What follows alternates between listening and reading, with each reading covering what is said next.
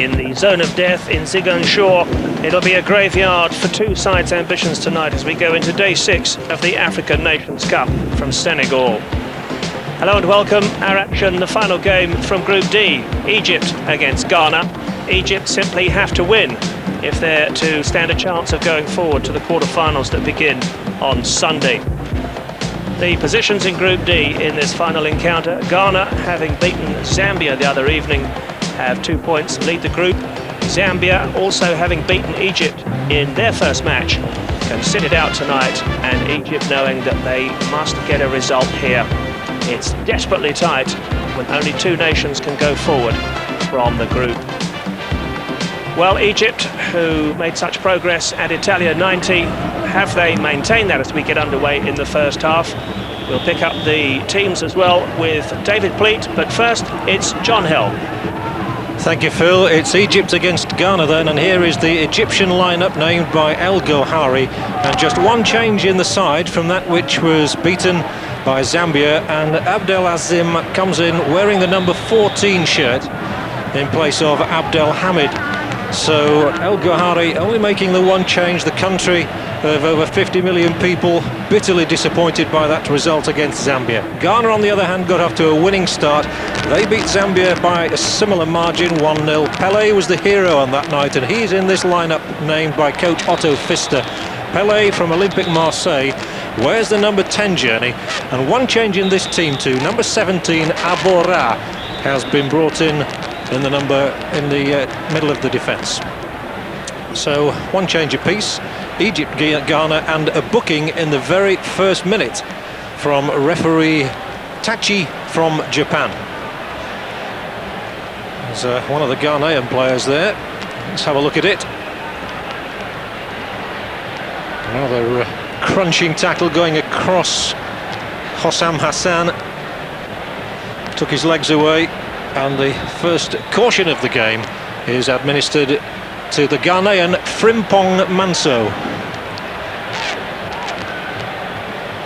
Ghana, just to remind you, are in the yellow shirts and the black shorts. They're known as the Black Stars, and there is confirmation of that booking for Frimpong Manso. Egypt then tonight playing in their change strip of the green shirts and the white shorts. They played in red against Zambia. They'll be hoping, David Pleat, that a change of jersey brings a change of fortune. They will. They were slightly disappointing in the first game. They've already suffered some heavy tackling here, 3 heavy tackles, this free kick in a dangerous position, and let's see if they can make anything of this. Swung across the face of the Ghanaian goal and put out of play for the first corner kick of the game to Egypt, who know exactly what they have to do. Although what would be a highly entertaining situation, a very interesting one for the organisers to sort out, would be if Egypt won the game 1-0, and that would mean that every one of the 3 countries had won a match 1-0 and lost one 1-0. Yeah, that's right, and I think from Egypt's point of view they were disappointing, and they're really going to go and really attack this game, and I think that we'll find they'll learn a few lessons from the first game. They've probably got to be a little bit more direct. It's hard to play through the field when there's some nasty bobbles, and even the best of intention passes go astray. I think you'll find that particularly when they get into wide positions, they'll get the ball into the box much quicker. They'll be looking there for Hassan to get on the end of things. El Kas will be raiding into the box, and I think that Ghana will have it all on this evening to get another scalp. And if they're looking for a source of encouragement, they only have to look back to Italia 90, where of course Argentina were defeated by Cameroon in their very first game in Milan and went on to reach the final. So all things are possible. But there will certainly have been reverberations around Cairo and the rest of the Egyptian cities with that defeat at the hands of Zambia. Yeah, there's a man that we're going to be looking out for tonight. Pelé taking the free kick now with his left foot. Built a fine reputation, and we'll be able to have a good look at him tonight and see how he copes. They'll be resting a lot of their hopes on his shoulders. He was certainly the star of the show against Zambia, apart from scoring a very fine goal he virtually ran the game in the second half. He looked to me as though he fancied the world stage. He knows that the eyes of the world are on the African Nations Championship. Someone always emerges as the star performer, be it World Cup or African Nations Championships. Pele looked to me to have the desire to be the star. Yeah, and of course he's got Lamptey also in the side, who is carving out a real reputation in Belgium at this moment in time. So they have players. Let's not believe that they haven't the players. They haven't quite the experience of Egypt, but they have some very talented boys. And rather surprisingly, perhaps, the referee from Japan has awarded a corner here. It looked to me as though that went off a Ghanaian head. They're not arguing with the decision, however. And the corner kick will be taken by Pele. And a lovely in-swinger as well, which almost caught Ansar out. This goalkeeper Ansar had a bit of a Jekyll and Hyde performance in the first game. He looked unsure at times, with his handling in particular. He came away unscathed at the end of the night. The Zambians didn't beat him at all. But here he's put under pressure, makes a good punch out. Yeah, it was a fine save under pressure there, and Shubia really had to be at his most alert, because that was a fine, delivered, fast, in-swinging ball from Pele, and the referee was eagle-eyed. He is going to make sure that no one's going to push and shove in that box when corners like that are being delivered. It's hard enough for a goalkeeper without people going into him. That was a good save. Ahmed Shubia, who of course came over to England to have trials with Everton a couple of years ago. But, Neville Southall remained in the #1 position at Goodison Park. Shubia went home to Egypt and plays for Al Ahly. Throw-in to be taken by Ismail Youssef for Egypt. I think it would do their confidence so much good if they could score first. But if the game goes on and they're still struggling to get on the score sheet, then they'll become a bit tentative, a bit worried in their play. I think there's a good chance we'll see goals tonight, but once again, I think it's only fair to inform viewers that they are not playing on the best of surfaces, and you will see some miscontrolling, you will see some passing go astray, and you have to say at that moment in time, it's not always the misdirected skill of the individual. The pitch is a very big contributory factor. Yes, the pitch here in Ziguinchor has been criticised heavily. It's certainly not of the quality one would expect in a major championship of this sort. But it was selected, and the players have to make the best of it. This Group D, of course, known as the Group of Death, it was certainly seen as the toughest group of all, with these three countries all rated amongst the favourites for the ultimate championship. Egypt, the oldest playing nation in Africa, of course, have won the African Nations Cup 3 times. They seem happy enough with life.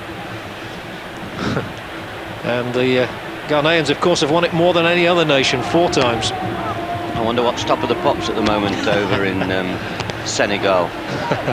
Well, the Senegal team were last night when they won their match by 3-0 against Kenya. Yeah, I was delighted for Claude Leroy. He had that horrible situation where the host country lose the first game in the last couple of minutes, and he needed to bounce back, and they certainly did that in style, and it's lifted the tournament, I feel, and it's lifted the nation, and that was a result that really the tournament needed. Yes, and the match itself was as well. Good crowd there. Here it's still Egypt 0, Ghana 0. The Zambians have come here with good pedigree on their side. Well, their club side's recently doing well, but it's Ghana tonight that we look at, and they've had a disappointing last 2 or 3 years. Not, in fact, won this championship since 1982, and they've not appeared in the finals since 1984. It'll be fascinating to see if the coach El Ghahari has sorted out anything, having played on this rather poor pitch a couple of days ago, and having seen these opponents in their previous game. Yakan there striking a much longer ball. That's the second time he's hit a longer ball. Rather than looking for the midfield player coming towards the play, he's looking for one over the top. He's hit a deep one down the right-hand touchline, and that's a second one, a diagonal. I think the Egyptian tactics will be to get the ball from back to front much quicker tonight, to bypass that poor ground in the midfield, to get bodies up the front and to try and force the issue with a goal. There it goes again. Trying to turn the defence more with the ball over the top of the midfield. There was a point you made in the first game when they were beaten by Zambia, David. You're a disciple, I know, of pure football. You like to see the ball played along the ground, but circumstances dictate other tactics on these occasions. Well, of course, I think this tag of pure football, I think you have to play what's on, and you have to play according to the players that you accumulate. Now, if you accumulate a lot of players who like to play passing football, then you will automatically become a passing football side. But obviously, you have to pass short and you have to play it long. Good players know when to pass short and when to pass long. It's as simple as that, and I have to say there's a lot of misconceptions about what is a so-called long ball game, direct game and a short ball game. Here's Yakin on the ball again. There's a short one, decides that there's no pressure on the midfield player, and he plays it in quite safely. Yusuf has come to make some space for him, but he chose to play the ball down the line, and it wasn't a well-delivered pass that time. That's the big number 15, Ragab, who was included in the first match at the last minute, and there he is once more. He's a little headed down this time, not getting very far, however. Pele once more in the thick of things, and again seeking to impose himself on the match. Well, that's good covering work in the Ghanaian midfield. And that has to go down as a handball by El Azim. That has been brought into the side, in place of Abdul Hamid. We do occasionally have sound and picture problems. These pictures coming to you live and direct, of course, from Senegal, so we do apologise and hope it doesn't spoil your enjoyment of the game, which is such an important match in Group D. We really have come down now to the critical game, with the two matches played having resulted in 1-0 victories, and Egypt the one side without a point so far. I think the tall defender there, Abora, was slightly lucky to get that free kick. I think that he went over the back of Hassan. It wasn't him, it was Bafo. Went over the back there and could easily have conceded the free kick, but he was fortunate the referee decided in his favour.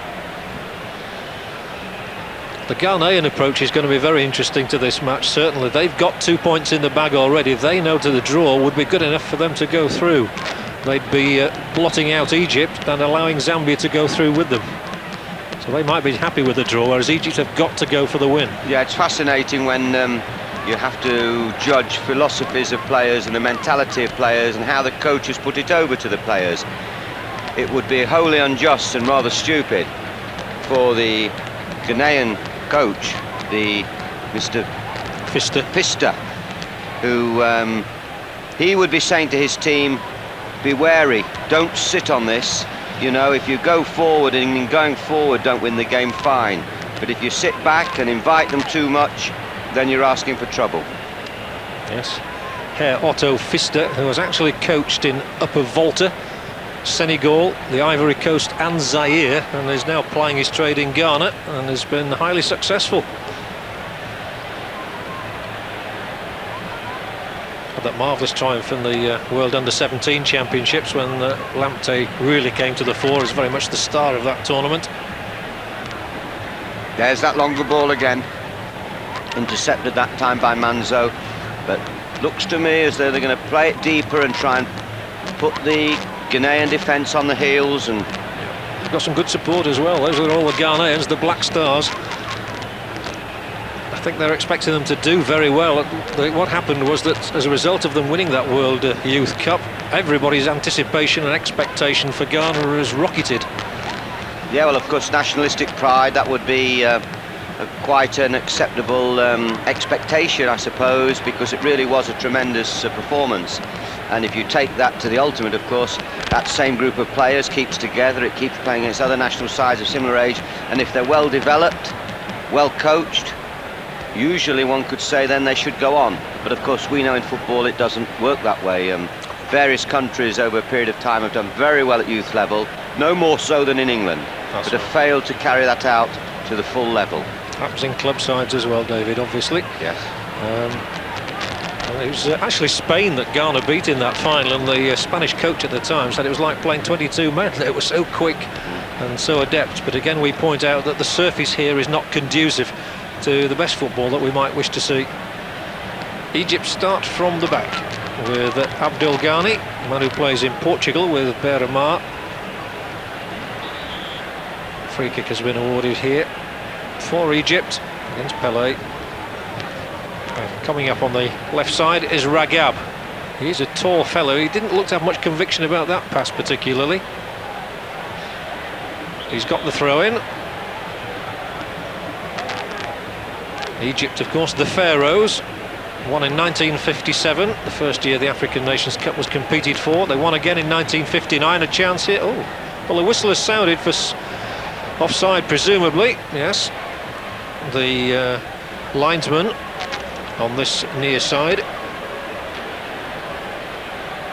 Hassan Hassan didn't seem too impressed.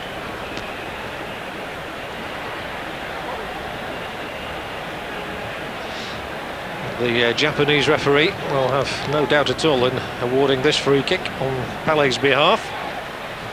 He's got very adept footwork. There we see that early cross. The ball being accepted there in the box.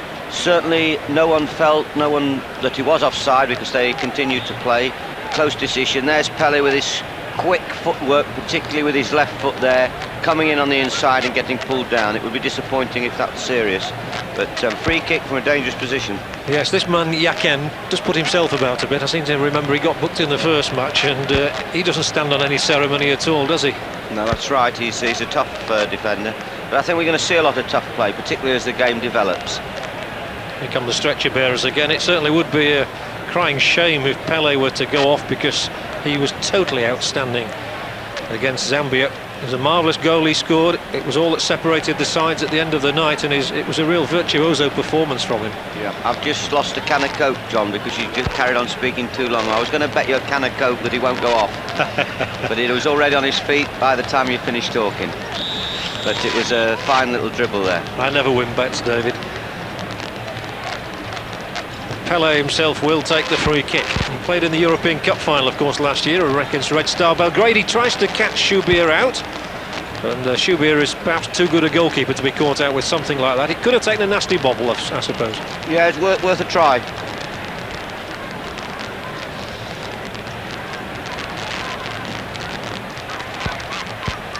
Ball again that David Pleat has been talking about, trying to pick out El Cas. He's the one with genuine pace up front. Yeah, and I think they'll win free kicks, you see. If they get that ball forward early, there'll be various challenges and stumbles, but I think that's got to be their tactic. They probably need to throw another player forward.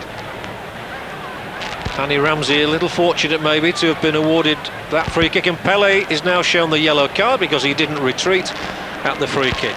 Yeah, well, fully justified by the referee. I mean, that goes on so many times in so many countries where the players just blatantly refuse to accept that when a free kick is given, 10 yards. Free kick for Egypt. Abdel Ghani. Nice little lob to the back post, and already you can tell the whistle has sounded. Such was the casual approach of goalkeeper Edouard Ansah. That's one tactic, of course, to defeat the longer ball. If they try and hold the line, there they are, that flag's already gone up. You can see the tall number 2 there, Bafo, raising his hand, and approximately 4 men in offside positions. If it's one ball directly in like that, and if they stand still, the enthusiasm of the Egyptian forwards will carry them into offside positions.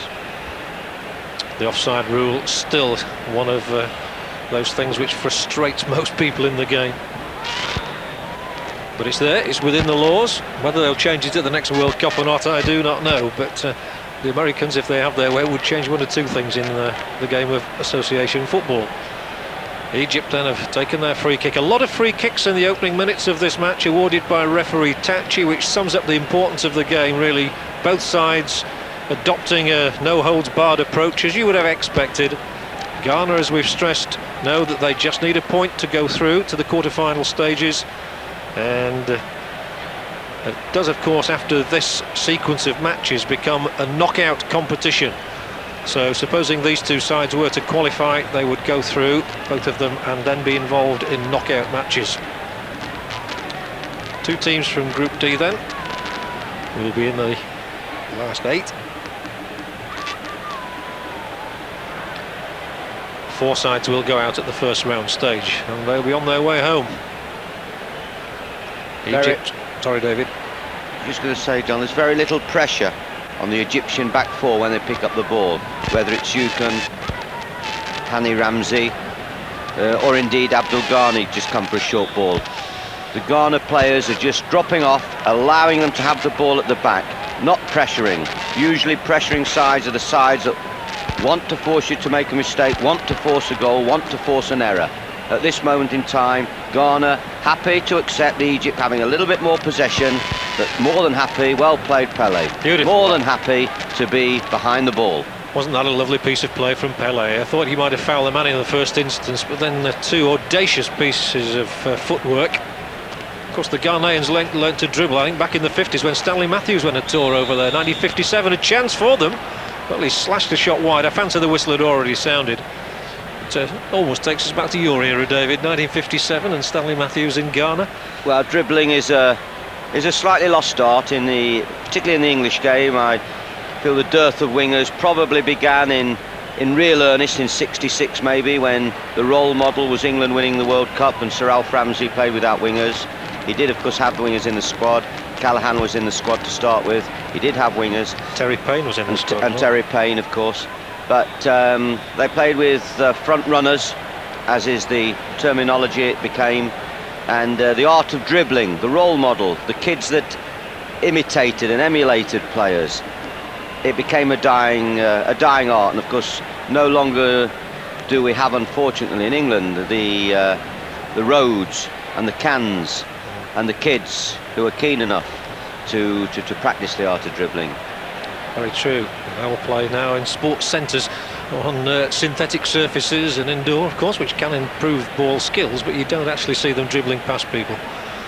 Ghana looked to make advancement on the Egyptian goal here, and the defender Hani Ramsey looked a little casual in his approach there, allowing them to continue that attack. As it happens, the ball has been run dead. Egypt come away unscathed. Very pacey run that by Lampney, and there's no question about it. He has the pace. Pele has the skill and the pace, and while they have these 2 twin strikers, then Egypt have got to be very, very careful. Well, to back at what you were saying a moment or two ago, David, it looks to me as though the policy is that they'll soak up a lot of pressure and then just try and utilise that pace with quick breaks. I think so, yes. They look comfortable on the ball, though. We've seen that already. There's no doubt about that. That was Yeboah, one of the 2 players in the side who plays in Germany. He plays for Eintracht Frankfurt. Bafo plays for Fortuna Düsseldorf. So they've got some experienced men from European competition in their side of Ghana as well. Now it's Egypt. Edge of the penalty area. Clearance good. Taken on the chest by Ragab. Now to Abdul Ghani. That's a nice little chip through as well. Trying to get Hassan in. And good defending, good covering. Ball taken out of play there. It was Abora, it was indeed Abora who got across.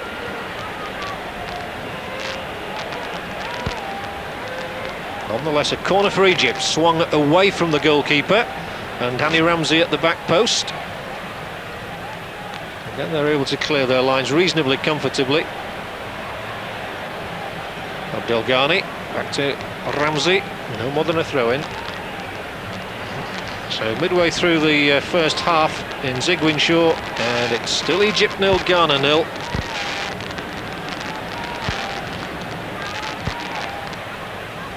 Of course, El Gohari, the Egyptian coach, did in fact lose his job after the World Cup and has then been given it back again. I suppose he'd go home in disgrace if Egypt didn't qualify. That's what happens, isn't it, David? Yes, I think there's a tendency for coaches in the African countries to move around. They come to like the area, to be accepted, and therefore to move from one country to another isn't the traumatic experience that it might be for, say, an English coach going out into that area. And when you have a look at some of the coaches in this tournament, they have worked in various countries who are now competing in the tournament. Certainly Claude Leroy is an example, and you know, Mr. Pfister. Mr. Pfister. Mike Smith, of course, well remembered for his time in Egypt. The last time Egypt won the African Nations Cup was when Mike Smith, the Welshman, was in charge.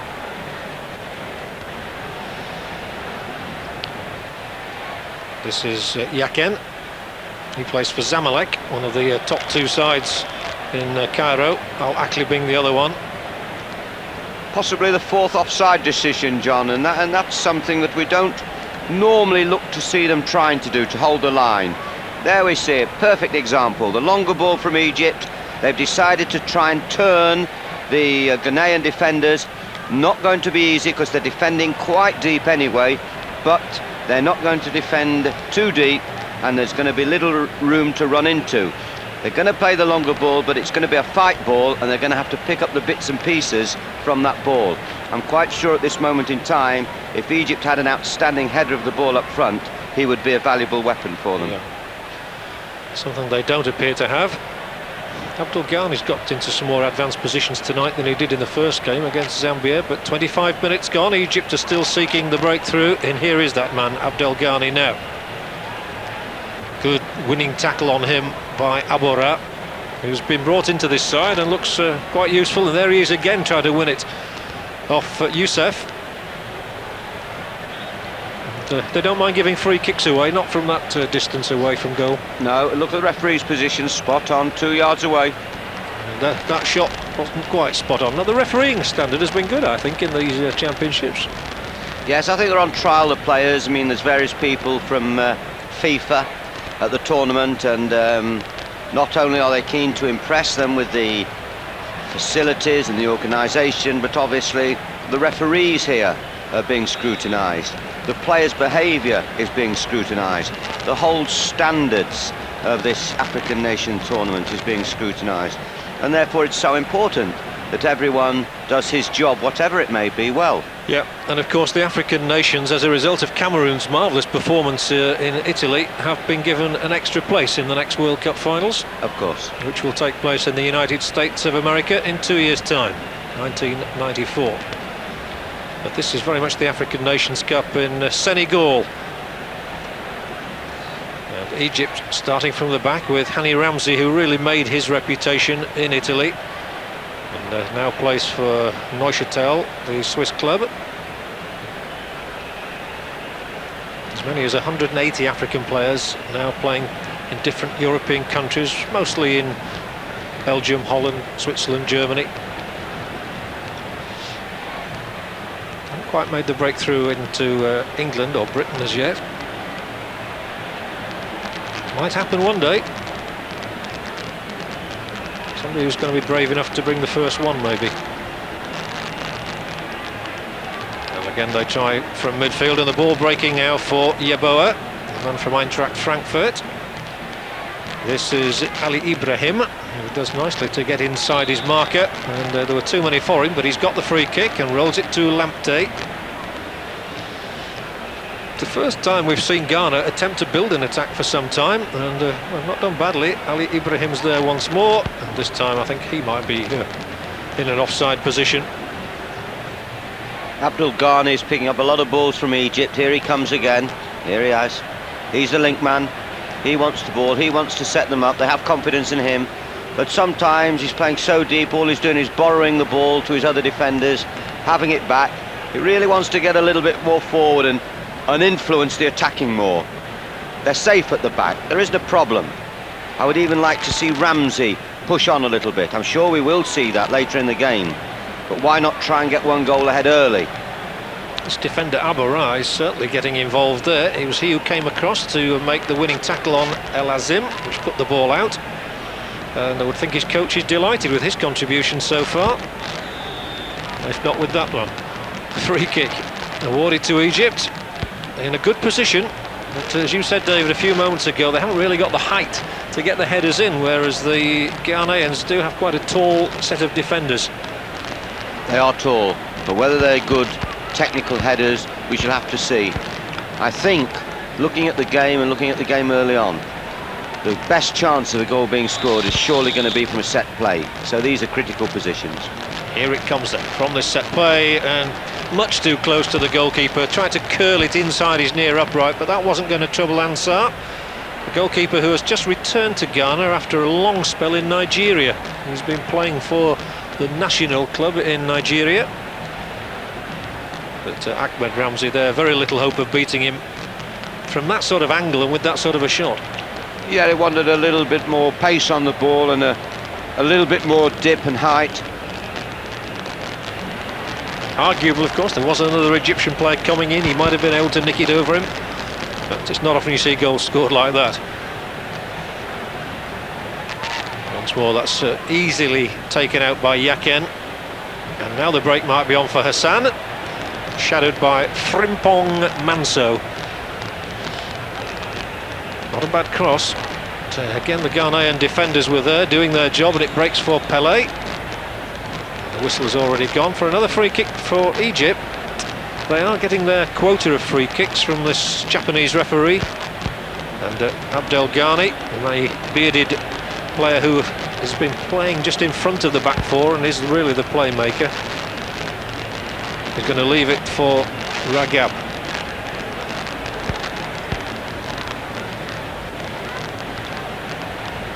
Floated in and up in the air for the goalkeeper to make his punch, but the danger not averted as yet. It is now. I think it's Pelé himself who gets it out. This goalkeeper just looks a bit suspect to me under pressure. I do apologise if you've got problems listening to us with the sound, not of the normal quality that we would expect. Apologies for that. The important thing is that it's Egypt 0, Ghana 0, and we're bringing you the pictures live from Senegal.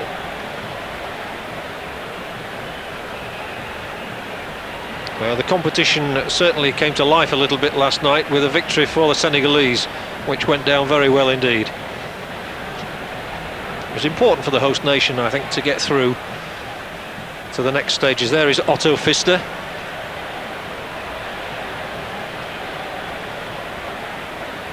Doesn't look very emotional at the moment.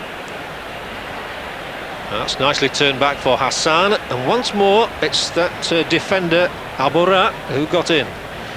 Took a chance there, Abora, because he really made that telling tackle, which could have been misinterpreted by the referee. I thought he went in rather fiercely there inside his box.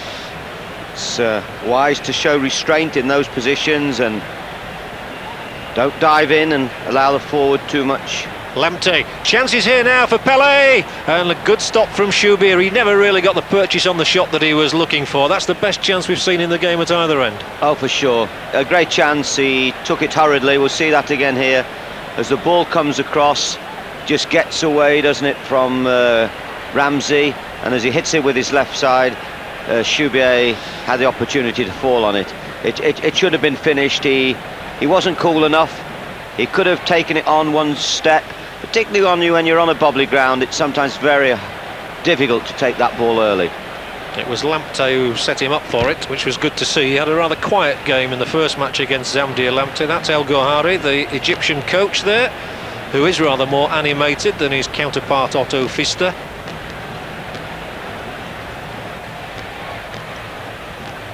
Yes, the way Pelé scored the other night, you would have really fancied him in that position. He had more time than he appreciated, I think. He swung at it slightly, didn't he? He could have addressed the ball first, just made it clear, pulled it out of his feet, and then struck it. He wanted to take it quickly. Looked as though he was almost somewhat surprised as it came past the Egyptian defender there. Of course, sometimes it's the goalkeeper who gets fooled, isn't it? Because the bounce is not what he was expecting, the shot isn't what he expects, and embarrassingly they go past him. That one didn't. And Shubir had got his angle right as well.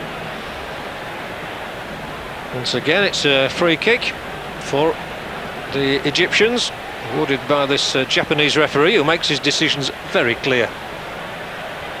Mr. Tachi. Ragab looks to be in a spot of bother, really, holding his side. I would think if you fall awkwardly on this surface as well, it's not going to do you much good. It's been very hot in Ziguinchor. It certainly looks a parched surface. Here is Ragab. A little flick forward, and not a bad header either, and that one had to be put away for the corner. They're certainly trying to force the pace, aren't they, Egypt? They're trying to get that ball into that box. They're going to test the defensive work, particularly in the air. Amar was the player who conceded the corner. He doesn't mind doing that. 0-0 it is. Ghana know a draw will be good enough to take them through. Here is the Egyptian corner, which once again they managed to get out, a long way out too, and it gives them time to push up. There's Abdul Ghani, plays it back down the line for Ibrahim Hassan. He's claiming the corner kick, and he's being awarded it too. So more pressure will come in on the Ghanaian goal. Hassan leaving it, he's one they want in the penalty box. He scored 4 goals against Glasgow Celtic in the European Cup tie recently. And lifted in this time, and well, coolly taken down and cleared by Ibrahim Yaken. Down the line is El Azim, who came on as a substitute in the first match. And yet another free kick for Egypt.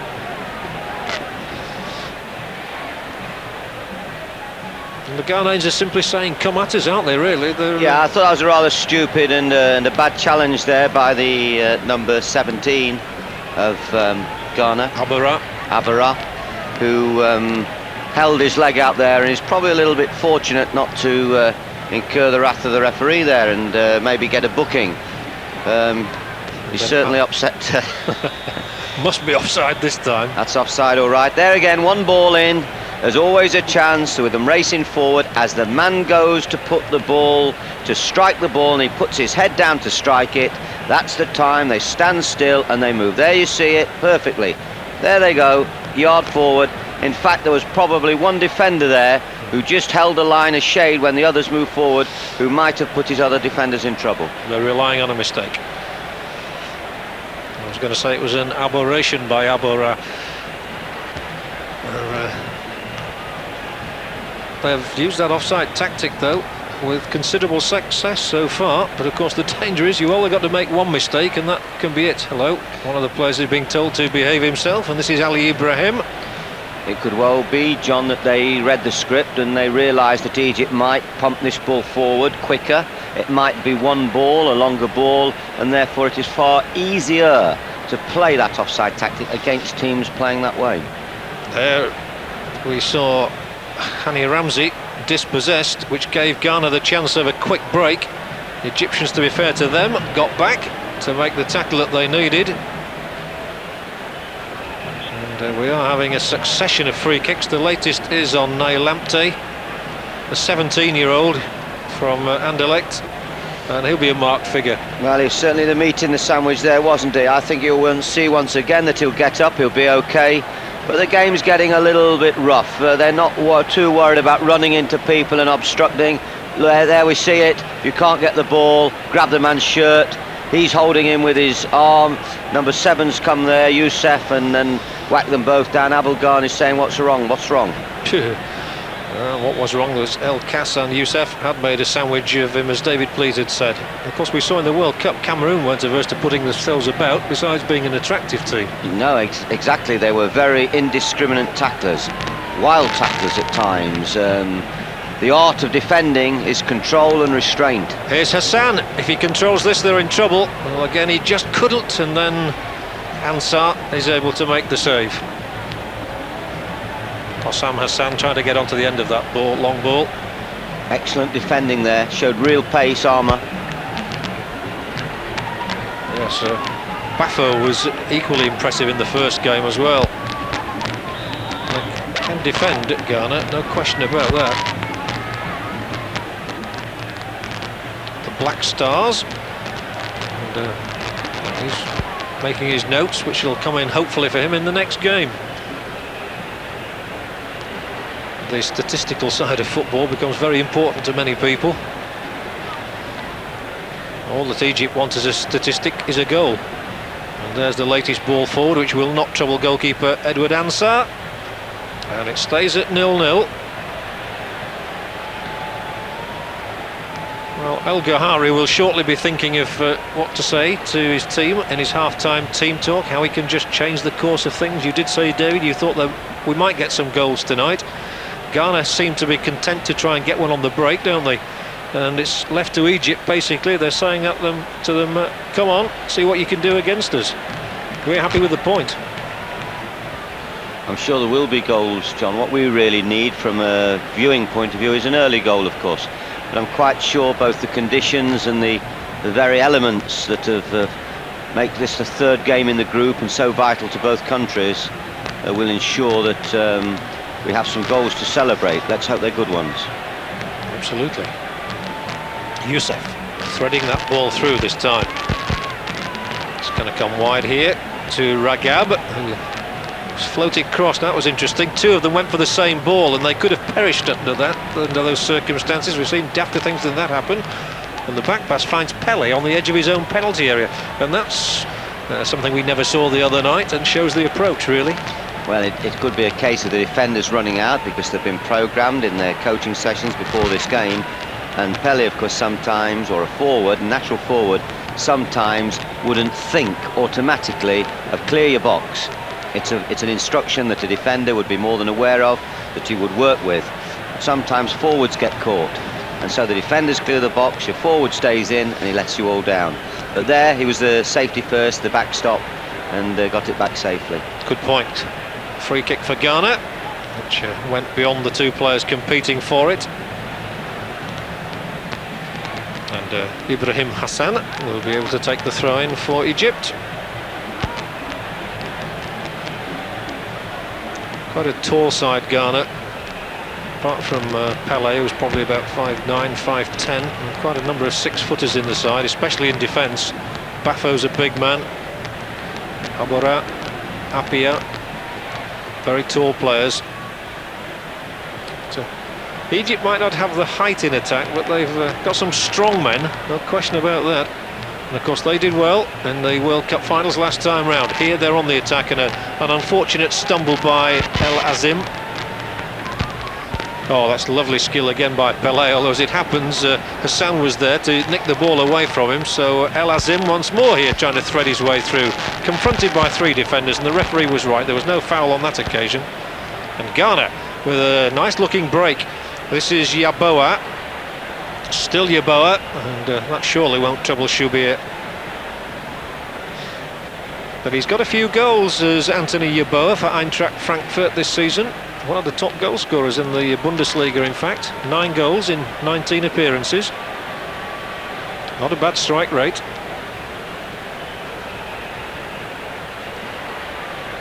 That's nicely cut back, but enough defenders around, and it was Bafo played it back. You'd settle for a striker at Luton who'd get 9 in 19, would you, David, at the moment?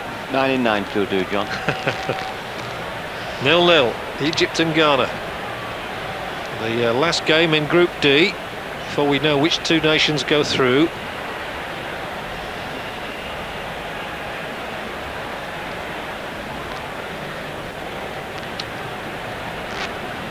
Elkas not had any real running opportunities. He leaves the throw-in duties and then takes it from Ragab. Ghani.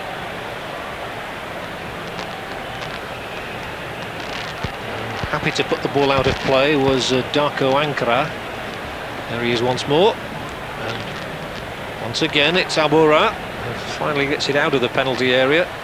They desperately need to get a few more bodies in the box, Egypt. They're getting it in there, they're trying to penetrate. There you see a perfect example as Abdul Ghani's on the ball, the run on the near side of the screen into the box. Here it goes. Have we got enough bodies in the box?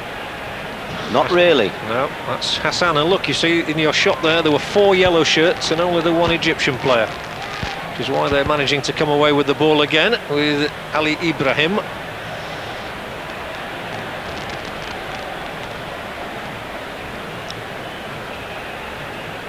Well, there you see the rather close-up view that our cameraman has. That's not a bad vantage point. He probably doesn't know what the score is either. It's all happening just in front of him. We can tell him the score is 0-0 at the moment. The throw down the line for Ibrahim.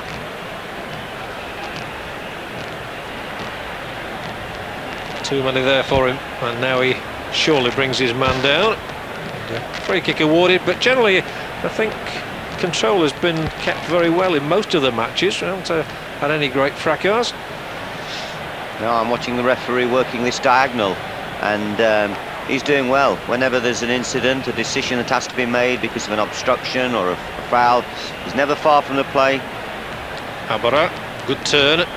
There he is again, 10 yards from the play, when Abara makes that turn and gets pulled down. Yes, he's been excellent, the Japanese referee. And Stanley Abara gets the free kick, courtesy of this challenge by Abdel Ghani. I think he was praying for the free kick, wasn't he, John, after he was fouled? I think he was, and he got it. Nudged forward by Pele, who tries to get into a 1-2 situation. Wasn't able to do so, but there's Bafo again. Hassan, with Bafo going across with him. Ken Usai was struggling to control the ball first time. We've had 45 minutes in this half. It's a tall fellow, isn't he, Anthony Bafo? He's a terrific build for a defender. Yeah, he looks a 6'7"er, isn't he? Really tall. Good enough in the air. Scouts report. Definitely good enough in the air. 0-0. Half-time approaching. Egypt on the attack, as they have been for most of the first 45 minutes. They've not found a way through, and that will please Otto Pfister, the Ghanaian coach, or the German coach of Ghana, to be strictly accurate. And the Black Stars happy enough at 0-0. Lamptey. Just seen one flash of brilliance from him, where he fed Pele into a good shooting position, which wasn't accepted. We've had almost a minute of time added on now. There have been a couple of stoppages. There's a long injury to Pele. And here Egypt, for the last time maybe in this half, build down this right side with Hassan. And a total confusion then between the two players, allowing Ghana to bring it away. And Lamptey almost still got there. The defender was Ragabu, took it off him, a heap of bodies all over the pitch at the moment. Lamptey just about picking himself up. The referee says, come on, let's get on with it. I'm not sure he's going to allow that. Not that quickly. Lamptey still down on the ground. Over went El Kas, down went Armar, and that will be half-time here. Well, not sure. We've got the linesman on, we've got the referee on. I'm sure it is half-time. And gradually they are going to the dressing rooms, but quickly, David Pleat, quite an interesting game, but Egypt desperately needing a breakthrough. Yeah, a lovely shot there of Bafo and Hassan. I don't know if they're discussing swapping shirts afterwards, but it's been that type of game. It's been a very physical game. Egypt trying to get the ball forward quickly, so far not being able to find either the height or the direction in any goal efforts. Ghana breaking out well, but so far even Stevens and no goal chances of any sort.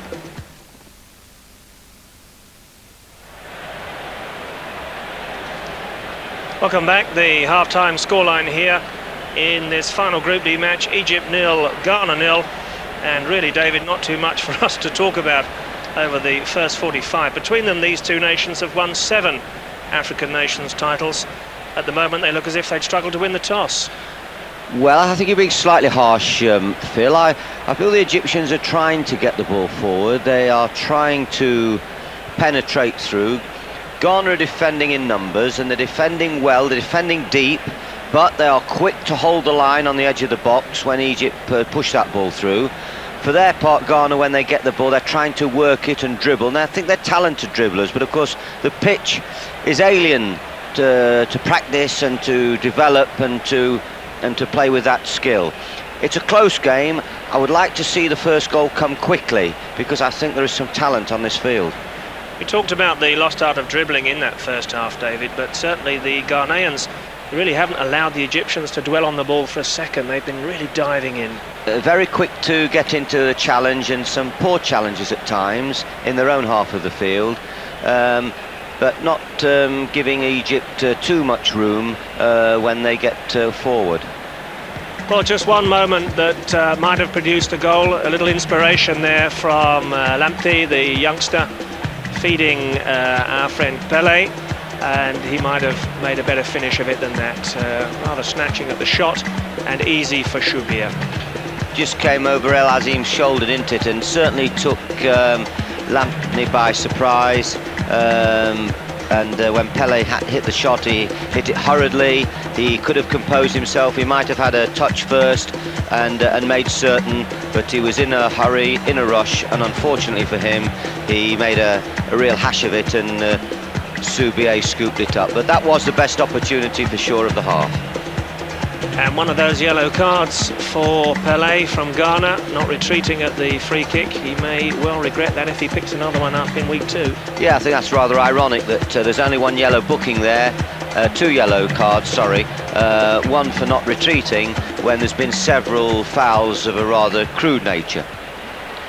Well, we've made the point that Ghana, like the Cameroon, have talent in abundance, but they're also not too fussy when it comes to putting in the physical challenge. So perhaps a blend of subtlety and steel from Ghana that we might yet see blossom in this second half to take them through into the quarter-finals. Of course, if they lose here, that would be a major upset. Then it really does throw everything back into the melting pot. Later on this evening, the final game coming up for you from Group C. Algeria and Congo. Algeria with a point to prove, the holders having gone down 3-0 to Ivory Coast in their first game. So we'll have the second half from this match coming up shortly, and all the action from the 2 games today here in Ziguinchor. Let's hope for goals in the second half in this match. As we take you back once again, flipping through the pages of our history books to Tripoli, 1982, a familiar figure there. As in Libya, the final saw Ghana on their way to one of the 4 victories that they have recorded in this tournament history. Ghana in the white here against host nation Libya. It was 1-1 at the end of the 90 minutes. A goal for Ghana in the first half from Al Hassan. And then when defenders failed to clear, it's Libya with an equaliser on 70 minutes. Beshari, the scorer, that's what they thought of things inside the stadium, and it went to penalties. And a really nerve-wracking sequence it was as well before Ghana won 7-6 and one of their 4 African nations titles. No nation has won this competition more times in its history. Well, unable to bring you a goal in the first half here in Ziguinchor, but we had goals aplenty yesterday. And let's run for you once again the highlights from the final matches in Group B. Cameroon and Zaire. Zaire in the white. Shocking Cameroon, the pre-tournament favourites, taking the lead in the first minute. A goal from Bouana, the defender, after Mabala Belenga's shot had been touched onto the post, and the defender followed in to score. 15 minutes later, and the Cameroon were on level terms. Here Zaire failing to clear their lines. Mefedi swings the ball to the far side of the penalty box. Koundé heads down, and Oman Biek, the target man who'd promised his team a goal today in that game, gets on the score sheet as it finished. Cameroon 1, Zaire 1. And enough for the 2 nations there at the top of Group B to edge out Morocco and go forward to Sunday's quarter-finals. And the African nations will then revert to a straight knockout format, which should make for a far more exciting brand of football. It's all cagey, of course, in the group matches. And Senegal had to beat Kenya to join Nigeria from Group A into the next phase as well. They had a nervy 45 minutes with the pressure, and finally turning their pressure into goals at the start of the second half. First one from Sane, second from Jules Bocandé, his second of the competition. And Senegal wrapping it up as it became a formality with that goal in the final minute from Jaine. Nigeria, 2 wins from 2, heading Group A. Senegal joined them in week 2, and Kenya, the rank outsiders. They're at the bottom of the standings with 2 defeats from their 2 matches. So we know 4 nations at least who will be with us on Sunday. We hope you'll join us for those 2 games. They're live and exclusive here on Screen Sport as the competition really begins to hot up. Nigeria and Zaire 15:30, and then host nation Senegal against the tournament favourites Cameroon at 6:30 Sunday evening. Make a date for that, cancel whatever you're doing. That should be quite some afternoon of top-class football from the leading nations down here in Africa. We'll be back with the second half after the break. Welcome back to Zigwin Shaw for the second half then of Egypt against Ghana, the last game in Group D, with the half-time score Egypt 0, Ghana 0, and just to remind you that Ghana won their first game against Zambia by 1-0. Egypt were beaten by 1-0, the same scoreline by Zambia, and David, please, it really is everything to play for in this last 45 minutes. Yeah, first 15 minutes will tell us a lot, whether either side will become even more positive. I think the Egyptians have been quite positive, but they probably need to throw another player further forward. They get in their crosses in as quickly as possible. Well, these sides have only ever met once before in the African Nations Cup, 22 years ago, when they fought out a 1-1 draw. That would suit Ghana tonight, that's for sure. It would also suit Zambia, because that would mean that those 2 countries would go through and Egypt would be eliminated. Yes, I don't know the definition of the word catastrophe, John, and we often use the wrong words to describe for football matches and football results. But I think for a country of 54, 55 million people, if they are to go home with their tails between the legs, having not scored a goal, I think that is the first few letters of that word catastrophe. I think it would sum it up very nicely indeed, David, yeah. I think a few heads would roll. Especially after Egypt covered themselves, I won't say in glory, but they acquitted themselves well in the World Cup finals 2 years ago. They found there were certainly no pushovers for England or for Holland or for the Republic of Ireland. No, defended well with discipline, won a lot of friends. There was only one criticism, they couldn't score goals, and of course one could look at this tournament today and they haven't had such a good time since the World Cup. But you would look at this tournament today and say, well, that's still the problem. I think their only goal in the World Cup was from the penalty spot, and we have the same problem here. But I think they are trying to force the issue, and as I say, I think this 45 minutes is going to be the most fascinating 45 we've seen so far in the tournament, John. Well, I hope those are prophetic words, David, as the ball bobbles along out there to the right-hand side for Yaken. Down the left-hand side they come again with Abdul Ghani. I think we're going to hear plenty of whistle again in this second half from the Japanese referee, Mr. Tachi, who I think has impressed us both, though. Yes, he's done okay. You see, there's a tackle with the wrong foot there. Lampney's putting his left foot across, where really it's a right-sided tackle. It's on his right foot, and he's come across his body with his left foot. Not only can it be dangerous for him. Anyway, here's the high cross, safely gathered. Yeah, no problem at all. We've just got a clip there, a shot of the trainer greasing a substitute's legs, which suggests that Egypt are perhaps thinking of already making a change at the start of this second half. Sometimes what happens is that a player will say that he's not quite sure whether he's all right, but they'll say they'll give him a few minutes at the start of the second half, and if he doesn't respond properly, then off he comes. That might just be the case here. I think Hassan's taken a terrible knock. He's either a marvellous actor or he's really taken a bad knock there. I think he has. He's fallen awkwardly, and I really think he's in trouble. Hossam Hassan, who plays for Neuchâtel in Switzerland. And here we go. There you see it. No confrontation there. He wasn't challenged. Something's gone. I would suggest there he looks as though, to me, he's ruptured a thigh muscle. It's an unusual injury. Yeah. As he pushed that ball there, he felt a terrible sharp pain, probably down the top of his right thigh, and Hassan went down straight away. And I would say he's in real bad trouble. And almost certainly we would feel from that out of this game. Oh, he's out the game all right, John. Sometimes, you know, when you've been in football a while, you sense an injury. He's done something serious. That's a rupture. Yeah, with nobody anywhere near him, so there's no blame attached to anybody. And he really is the man they were looking to for goals. He just pulls up immediately. It's a pang of pain, isn't it? And he's gone. Yeah, something's ripped, something's torn. It'll be bad news for his club side as well. It looks painful from here, doesn't it?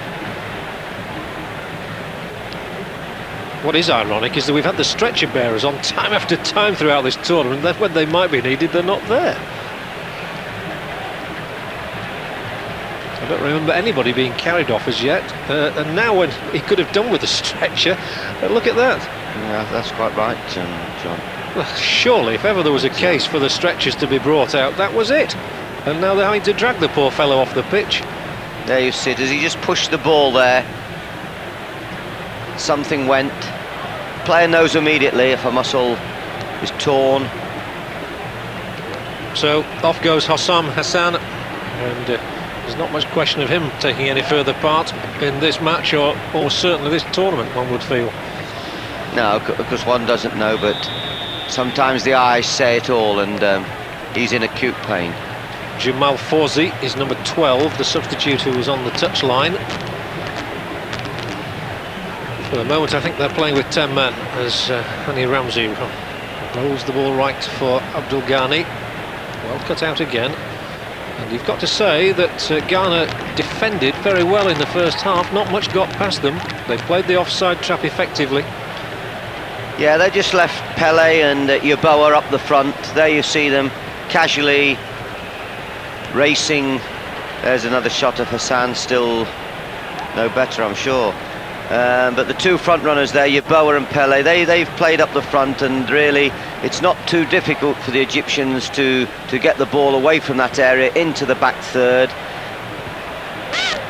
And I'm sure until they go a goal down, Ghana will make no attempts to either harass earlier or push further people up into the attack. Now they've come to get the point, and now that substitute is on. Jamal Fawzi replacing Hossam Hassan.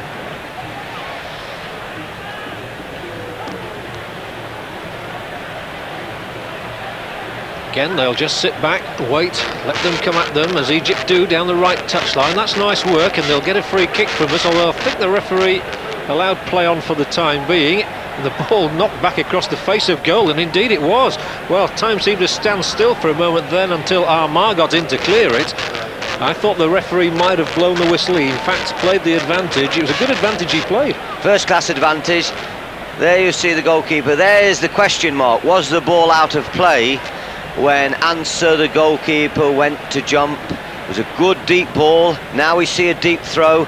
They're going to pile some pressure into that 6-yard box, and it's going to take all the heading ability of Bafo and Abura and his colleagues there to get that ball away. Egypt are going to pound them. Well, they're just testing him out as to whether he can walk or not at the moment, Hassan. We know he will not play any further part in the game. It's a corner then for Egypt, and goalkeeper Ansar on his line. Egypt must get bodies in there, and the height advantage would seem to be with Ghana. And once again, it's Fawzi the substitute this time. There's nothing doing for Egypt. They cleared the box well there, did Ghana. Once they headed that first ball away, they were quickly to the edge of the box, had to take the volley quickly, way over the bar.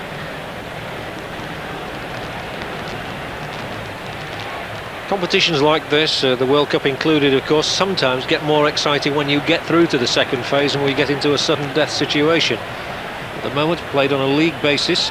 Ghana know a point will be good enough for them tonight, and the Zambians will be hoping as well that they don't give a goal away.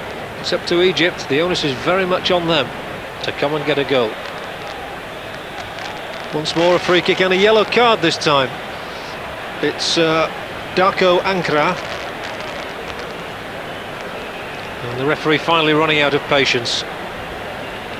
It's going to be difficult for him to play the ball from there. It's not the worst tackle we've seen all night. Not the worst tackle, but leaving the referee with no option but to give the free kick and to book him. And as I've said before, they mustn't give too many free kicks away. Here might be a chance for Egypt. Now the ball again has gone through for Ansar to palm it down. He loves, look at that, he loves messing about, doesn't he? Then playing that ball upfield, that was extraordinary. You wouldn't see that in England too often, would you? John, I think that's the first time I've seen that, and I hope he catches it on his neck next time or something. Well, he's got a very strange routine, David, that he goes through. Normally when he gets the ball, he flicks it up, he back flicks it up. On that occasion, he showed us a different part of his repertoire. He's trying to take over from the Colombian, Mr. Higuita, I think. I think they should get Brucey over there to show them how to keep goal properly. He's learnt how to keep goal sensibly. Yeah, he could have played for Zimbabwe at one stage. Of course. That is Yaken's pass. That's Ibrahim Hassan, offside given. And for the umpteenth time offside, they have fallen for it a lot.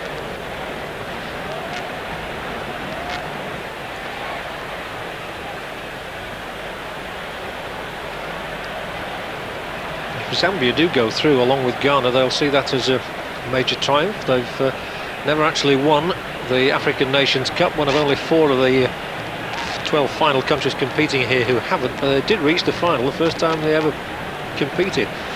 So they're not without chances. Ghana, what would change the complexion of the game would be if Ghana got a goal, of course. Egypt would then become very desperate.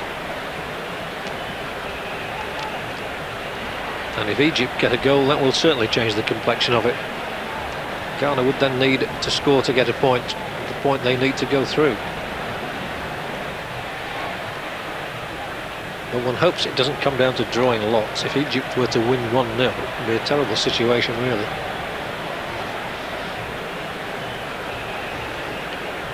With Ghana making no attempt really to pressurise the ball here, by the time Egypt do look up and knock the longer, deeper one, of course Ghana have got 9 men back there, and here are we going to see it? No, we've played it into midfield.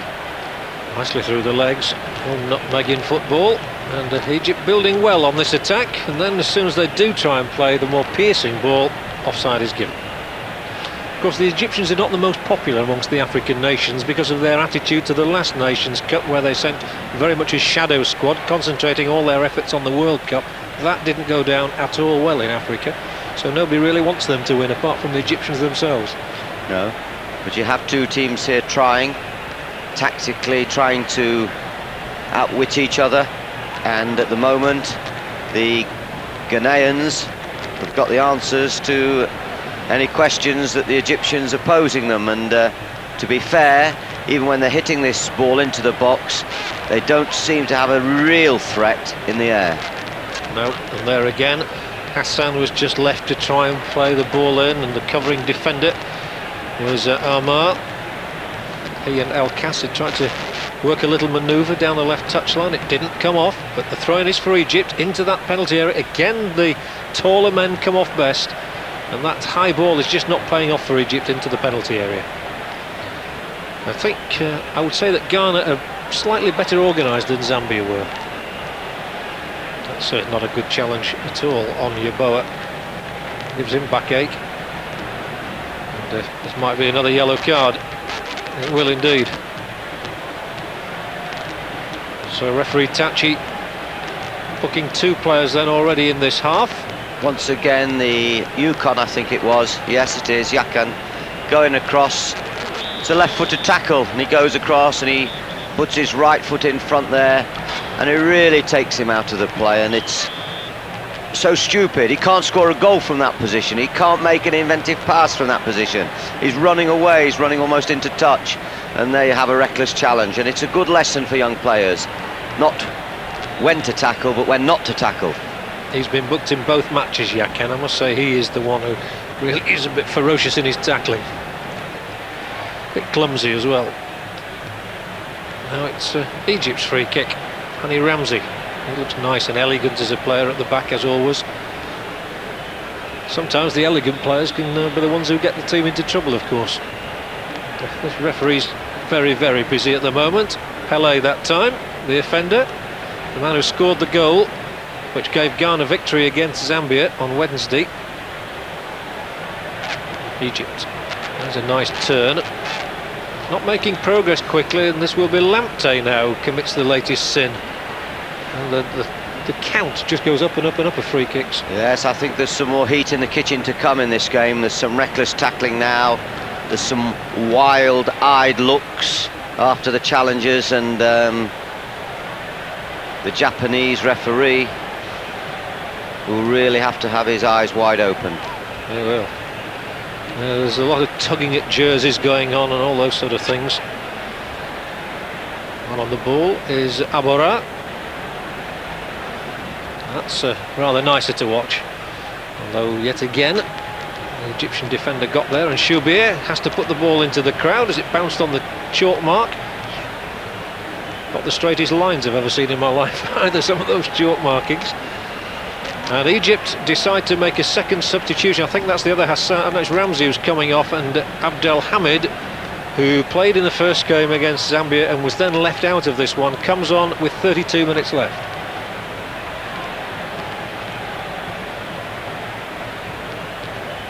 Abdel Hamid for Ahmed Ramsey.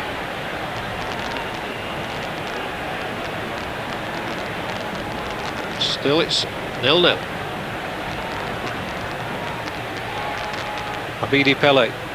There's a superb goal he scored against Zambia, and the crowd here will be rather hoping for something similar from him tonight, but he's concentrating his efforts much more in helping out his defence, and basically Ghana have decided that that's going to be their best way through to the next stage. Get men behind the ball, just look for the odd breakout.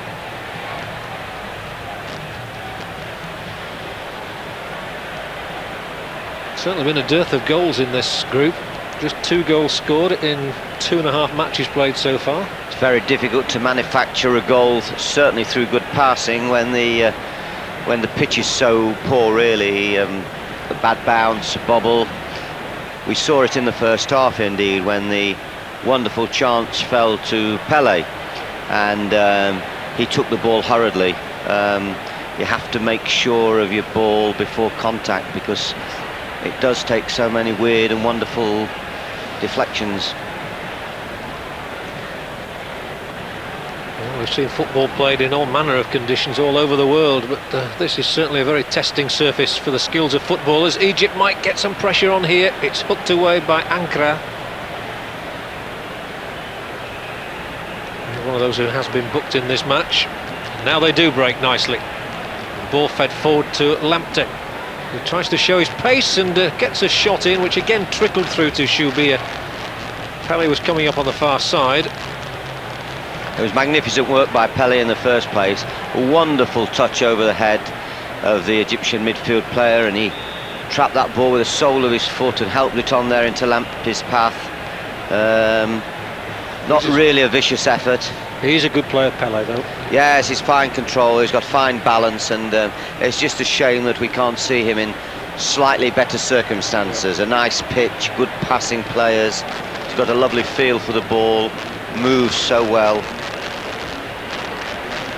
And as you can see, it will be Ghana's turn to make a change, with Frimpong Mangso taking his leave of us and Mohamed Gargo coming on. He was another of those who played in that under-17 World Under-17 Championships. So Gargo is on in place of Mangso.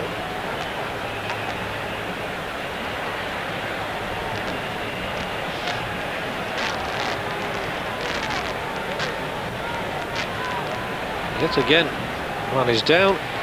This one is Ragab.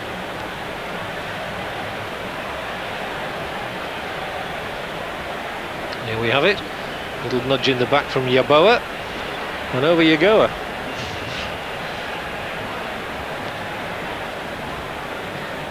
Ghana just getting a little bit more adventurous. They've had a bit more of the play in the last few minutes. I can't believe they're going to change their tactics at this stage. I think Herr Otto Pfister will have told them exactly what he expects of them in the second half, and basically it's they shall not pass, I think.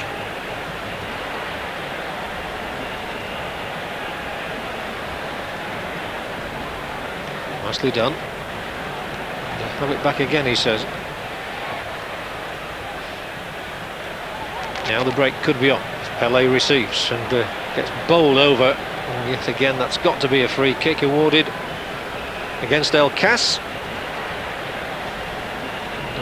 El Cas is another way. He's not really seen much of him in an attacking guise tonight. He's being pushed back and further back. That's right, he's got a powerful left foot. He likes to have a dig at goal, but we haven't really seen him supporting the attacks at all. Ramsey's clearance. Oh, dearie me.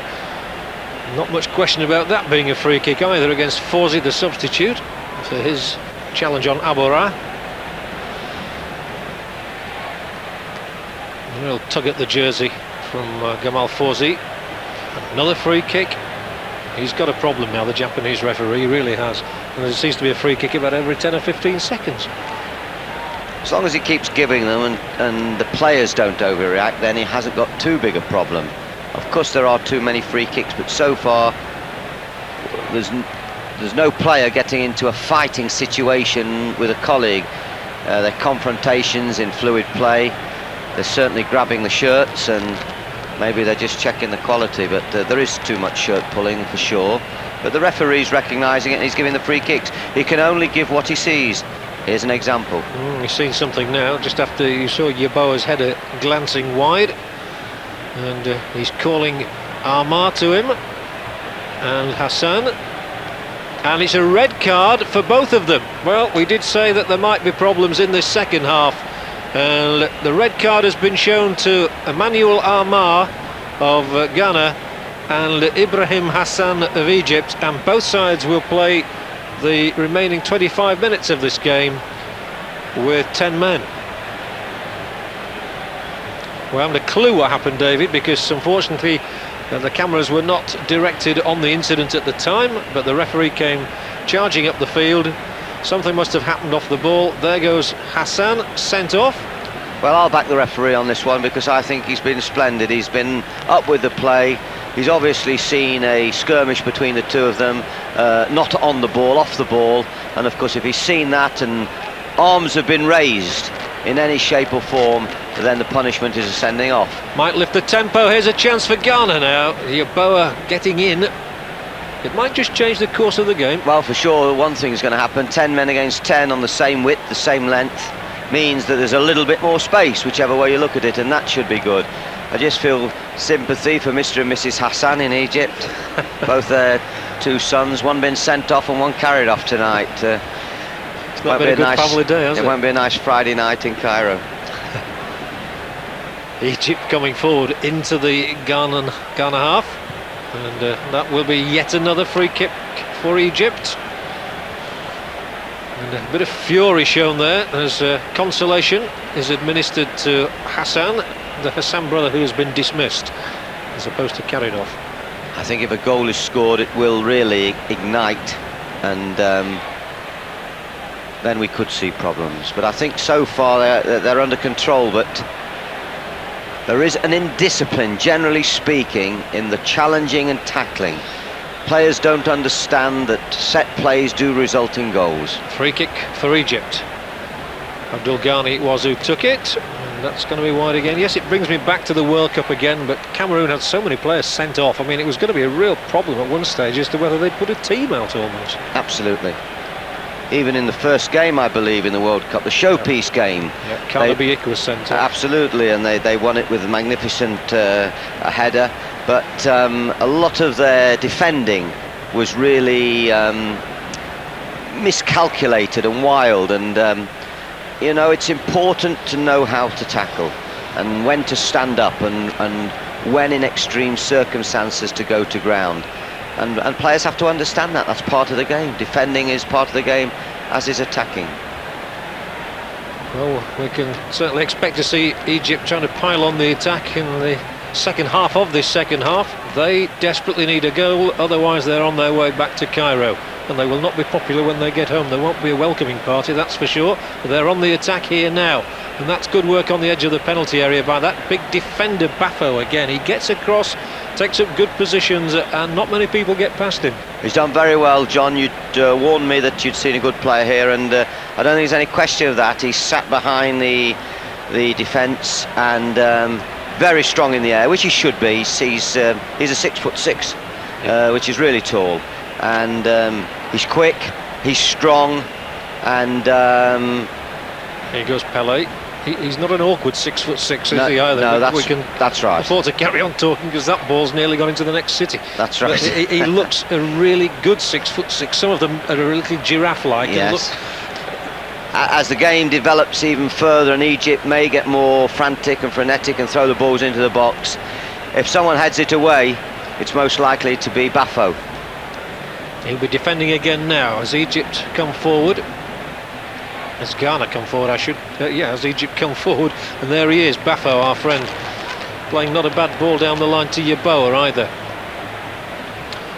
And Egypt are not finding ways through, they're not getting shots in at all. And in fact, Shubir's had a very, very quiet night at one end, and Ansar's had a pretty quiet night at the other. Hansi Ramsey on the ball now, must go forward. No need for them to play with 4 defenders.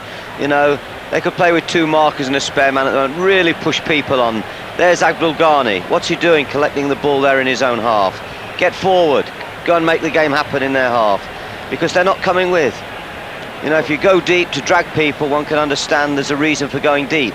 But if you go deep and they don't come with you, then you're not pulling any strings. There he is up on the edge of the penalty area. He's managed to get a bit further forward now. He's in your shot there, Abdul Ghani, number 8. But they're going further and further back again. One often remembers this of some old England performances when people like Glenn Hoddle and even Kevin Keegan got pushed back and were sort of picking balls up on the edge of their own penalty area, and that's not where people want to see them. They want to see them in positions that do damage. Ibrahim wins this free kick, and the longer the game's on, the more consternation there will be in the Egyptian ranks. And of course the sending off is sometimes a test of mental strength. Which group of players does that affect worst or has least effect on? And at this moment Egypt don't look as though they've drawn any strength from the sending off. Substitution. Yes, they're so confident, Ghana. They're taking off their young superstar Lamptey and bringing on Emmanuel Ampia.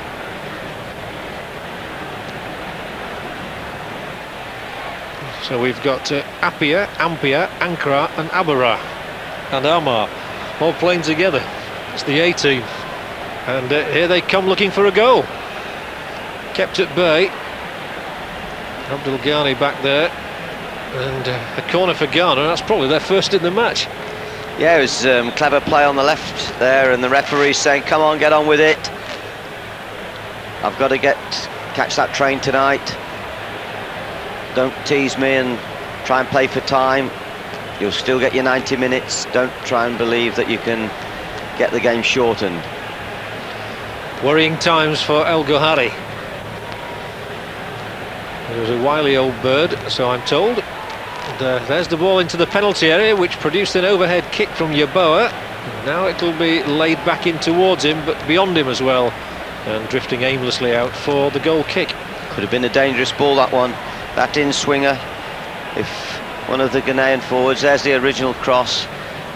If one of the players there could have taken the chance and got into the box. But it's still 0-0 here between Egypt and Ghana, and a reminder, if it stays this way, then Ghana and Zambia will go through and Egypt will go out. And yet they were one of the favourites, I suppose, to begin with. It's very, very tight though.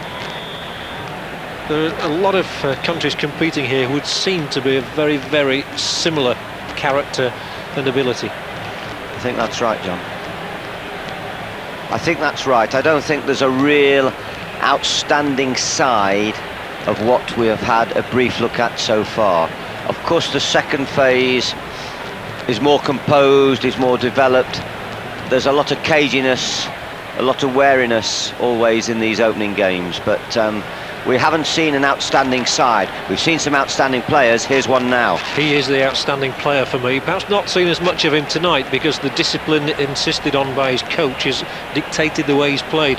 but he is outstanding player. He looks hurt, doesn't he, at this time? He's a good actor, as we all know. He's got a lovely stride. Look at the way he takes that with outside. I mean, he left Abdul Ghani for dead there, and really that was a nasty, clumsy tackle. That's a yellow card in my book. Yeah, he could actually have hurt his wrist as he went over there. Well, I think he's caught his leg, and I think the action of the wrist is trying to tell people quickly, I want someone, I'm in trouble. Yes, he is. He is in trouble, and this would again be such a shame for the tournament. Just watch this challenge again. He's beat him for dead here, Abdul Ghani, who hasn't got pace anyway. And here you see, he just runs into him, obstructs him, and he catches him. There we see it, he catches him on his ankle. A really bad challenge. There was no way he was going to win the ball. No, and then he tries to put his chest back and his arms out wide as though to say, not me, sir. That was the old Norman Hunter ploy, was that, David, wasn't it? I don't know about that. I don't know about Norman Hunter and Emin Hughes and people like that. Norman's a great mate of mine, but Norman will tell it himself. He always used to run away with his hands in the air. But Abdul Ghani had no hope whatsoever. He had a prayer of winning this ball once Pelé had gone past him.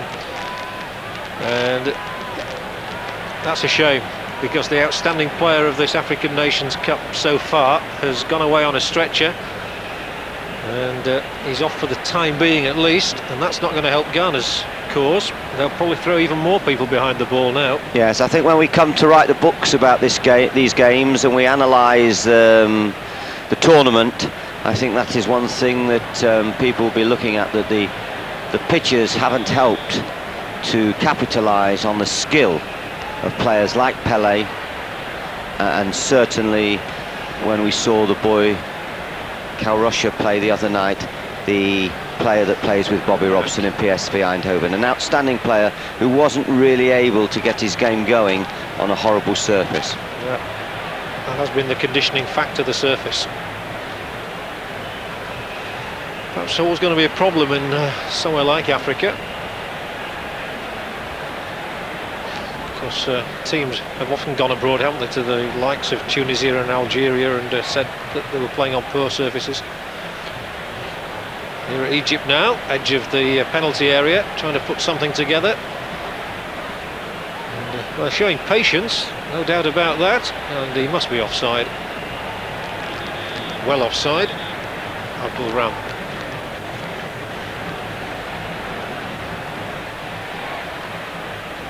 Not much doubt about this. The arms were raised. Of course, both substitutes have already been used by Ghana, so they'll... Well, it's interesting because they've also got a man off, haven't they? So, down to 9 men for the time being. There's a bad advert, John. 2 smoking trainers. Yes. Plenty to smoke about, I think, watching this. Seems to happen a lot in Argentina and Italy. Thankfully not in England. Much better disciplined managers in England. I would think so. It's not really a very good thing for the players to see them doing either, I wouldn't have thought. It shows they're worried, or may that might be the psychologist's observation.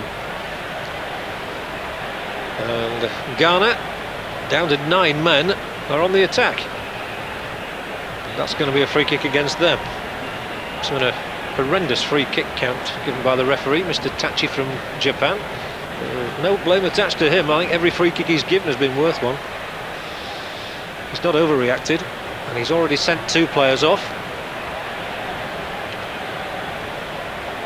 And yet tempers seemed generally to have been kept reasonably well in check until that one moment.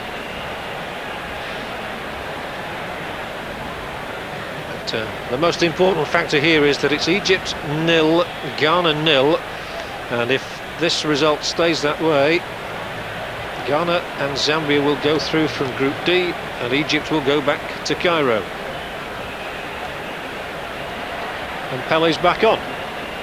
Well, he sneaked back on, so we've now got we're back to 10 aside. Well, that's good news.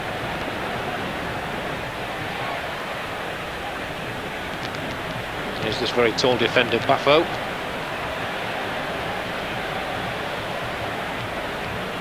Oh, it's a nice turn by Yeboah. And, the cross, well, the goalkeeper half came for it, checked. Oh, no, one in the face. Abora. I think he just caught him. Abdul Ghani again, and I'm afraid it's going to be a yellow card. Well, Abdul Ghani, no question, deserves a yellow card, if not for that, for his previous tackle, which went unpunished. But it's good to see Pele's back in the action. Yeah. In actual fact, the skill beat Abdul Ghani there, but I mean, the ball had already gone, he'd beaten the player. It's a classic, that. I mean, how silly can you get? You're going to give a free kick away. It's not clever. No, and it's not turning out to be a very happy night so far for the Egyptians. That man Abdul Ghani gets a yellow card for them. Ibrahim Hassan has been sent off. Hossam Hassan has gone off injured as well. And the pyramid is collapsing. Rapidly. But it's not over, I mean... Well, by no means. They get a break, but at the moment, they haven't suggested that they will. Ghana, free kick, Pele. He looks to bend it over the top, and he wasn't far away either. It's the best effort we've seen from a set piece so far. Excellent technique. He bent that fiercely with a bit of dip, and a little bit lower. Here we see it again, and I think Shubey would have held his hand up and say, there's the curve, pulled away. Well, he did quite well, Shubey. He did get across, but we shouldn't take credit away from the free kick. It was a well-struck ball. And of course, you see, a dead ball, your technique is not so severely tested, but it's that moving ball when it's taking divots and a bend on the way, and it destroys confidence, of course. It destroys confidence. Free kick for Egypt now, desperate to get back into the game. And the ball trickling through to Ansar. And he's had a largely untroubled evening as the goalkeeper. He's been put under virtually no pressure whatsoever. Yes, there's certainly been nothing to allow you to find out whether he's got good goalkeeping abilities, and I suppose that's been one of the disappointments so far of the competition for me. We haven't had enough shots at goal. We haven't had enough head work or interplay that's led to efforts at goal. It's been difficult to create shots on goal, to create chances, and the goalkeepers really haven't been badly tested. Not at all. And Youssef starts Egypt coming forward again, plays the ball down their line. Now there might be a little bit of space for El Kas, who has got forward. We saw him back here, way back in midfield a few minutes ago. Youssef still fencing, looking for an opening. And then when he plays it in, there are always those yellow shirts around, taller men as well, able to head the ball clear. They've got to do something a little bit different. They might get a corner now. This is their chance. And what a change to the game it would bring about if they could score.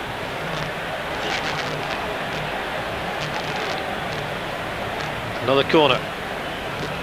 Come on, let's get on with it, says El Azim.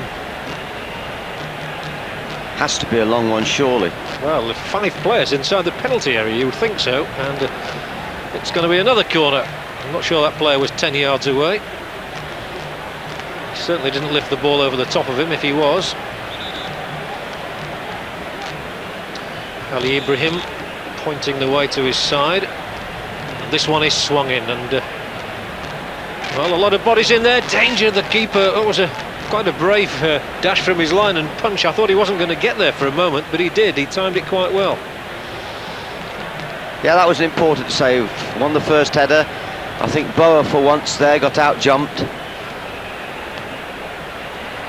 Long high ball. Edge of the penalty area, cleared by Bafo. Now might be the danger. Ghana coming on the break. This strong running centre forward, Yeboah, might try his luck here, tries to get it on his left foot, and then very, very wayward indeed.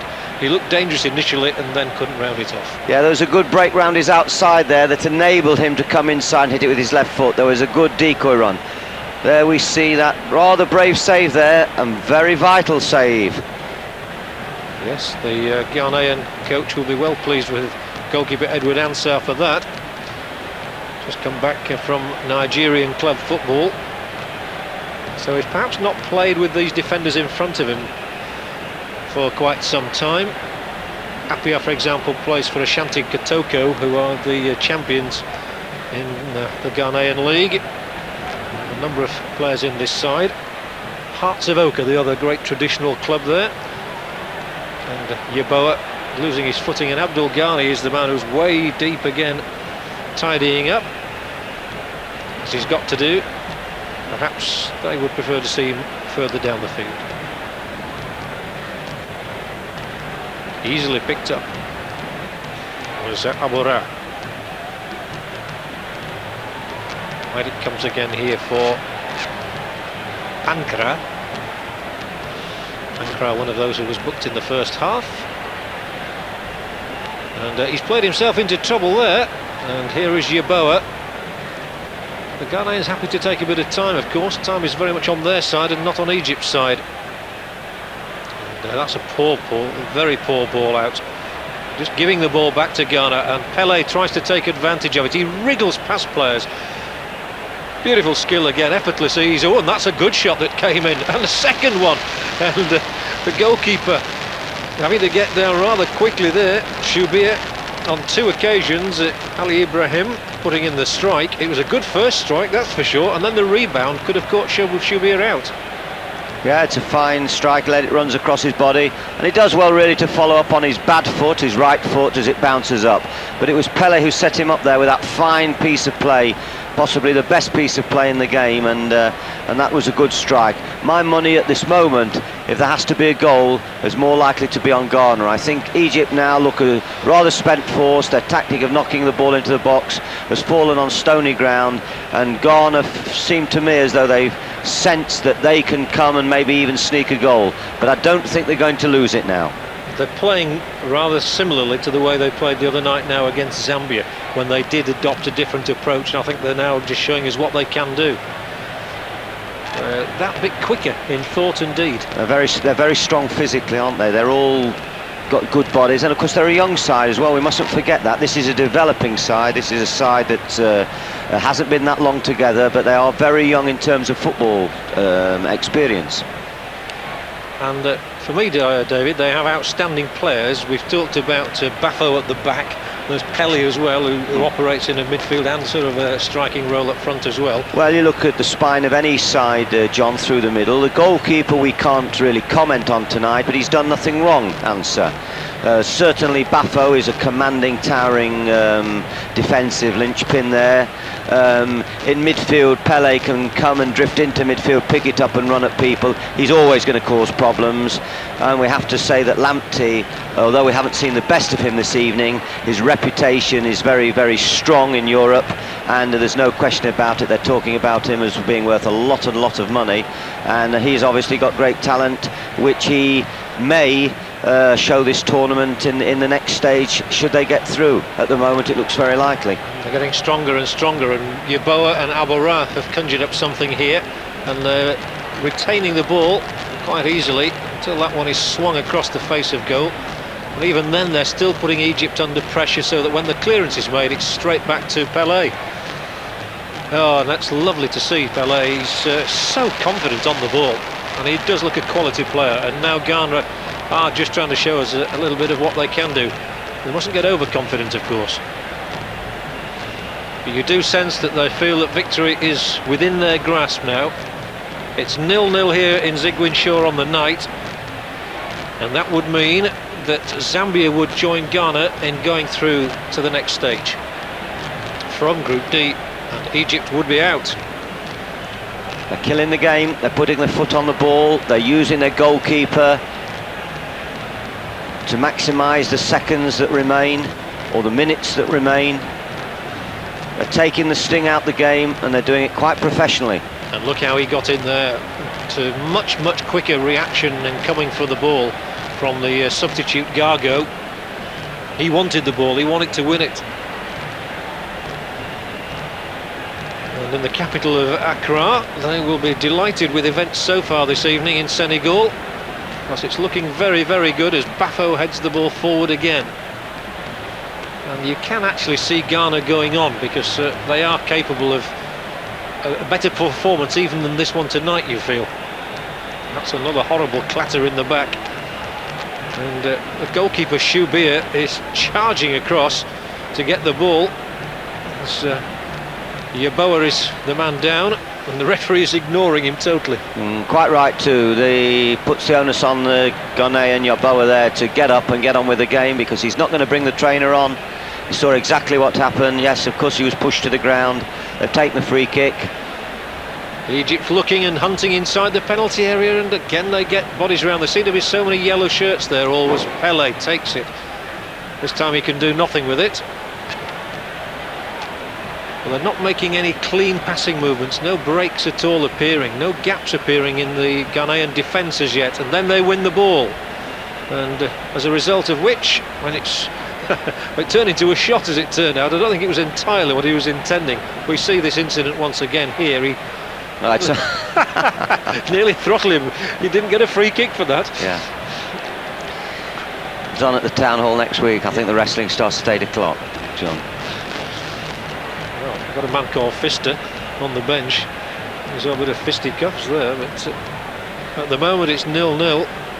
Ghana are very, very happy.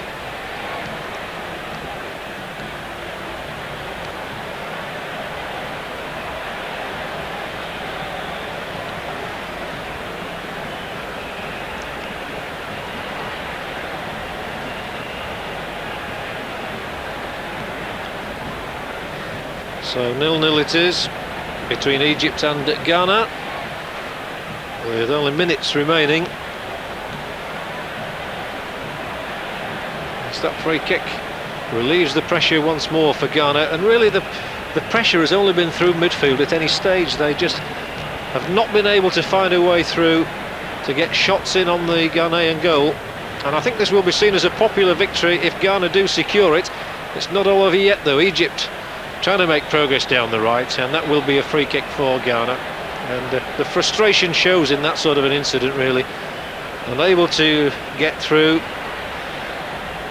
El Azim, and he finally conceded the free kick, which enables Ghana to push the ball back to Ansah, their goalkeeper, and waste up a few more precious seconds.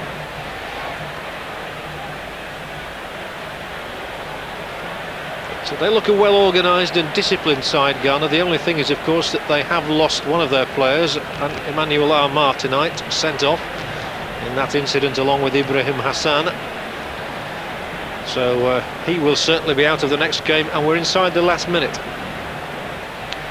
So if Egypt are not to be sent home, tail between the legs, they've got to score in the next minute or so. There will be a bit of time to be added on. It would be cruel justice, really, on Ghana now if Egypt were to score. But I can think of a few Zambians who wouldn't be too happy either. That really would make it the most extraordinary set of results, all ending 1-0 and all to different countries, but you can't see that happening. You might see Ghana getting another goal, and here goes Yeboah. Yeboah through into the penalty area. He could finish it off here. Yeboah scores, and that surely carries Ghana through now. And Anthony Yeboah has got the goal for Ghana, which will eliminate Egypt from the 1992 African Nations Cup. Delight for Bafo there, number 2, but Anthony Yeboah, the striker from Eintracht Frankfurt, is the man who has given Ghana surely victory here on the night. He took it well, it came in off the post, Shubir just got a touch to it, and I think we can say that that is Ghana going through, and Zambia will go through with them, and Ghana, David Pleat, really deserve their success on this night. I think so. There we see it again, the way he cuts across and finishes with his left foot at exactly the right precise moment as Shubir made his dash from goal. I think it's no more than Ghana have deserved, maybe a 0-0, but they certainly have deserved to progress. They've defended capably tonight. They have a very strong defender in Bafoa. They've been disciplined, particularly at the back. Okay, there's been some wild tackling by both sides, but generally speaking, Egypt haven't had the guile or the cleverness or the pace to cause any upset to the well-organised Ghanaian defence. The difficult pitch conditions probably have handicapped Ghana even more than Egypt. Certainly the outstanding skills of Pele. Egypt, unfortunately, will be admonished to the base of the pyramids. I think they've had a disappointing tournament. They've tried to play it long in this game. but really they haven't been a goal threat. They have a problem scoring goals, and I think they've tackled at times with great indiscipline. So I would say, unfortunately for the Egyptians, a disappointing tournament, and back to basics, back to square one, and sadly a return home to Cairo and probably the wrath of many supporters. Certainly will. No question about that, David, thank you. He knows, Otto Pfister, the coach of Ghana, that his team is going to progress, and I think we're going to see a bit more of Ghana. I think they've a lot more to show us. I think they've shown us quite a bit in their 2 games. They won the first match by a goal to 0. It looks as though they're about to win their second match also by a goal to 0. Although he's allowed to get away with that, Youssef. And the second break almost on. But I think poetic justice really done here. Ghana have been the better side. Egypt have looked a rather disconsolate side without a great deal of passion even, and no great discipline to their play, and no adventure really, which was the thing they were criticised for in Italy 2 years ago. And Pele now soaking up a few more seconds, and it's nice to see that he will go through, and that is the final whistle here in Ziguinchor, and it's produced a victory for Ghana by a goal to 0, which means they've won both their games against Zambia and Egypt. They head the group with 4 points, having scored 2 goals without conceding 1. But for Egypt, it's a sad exit from the African Nations Cup. Again, they will not be the winners of the African Nations Cup here in Senegal. The final score then here at Ziguinchor was Egypt 0, Ghana 1.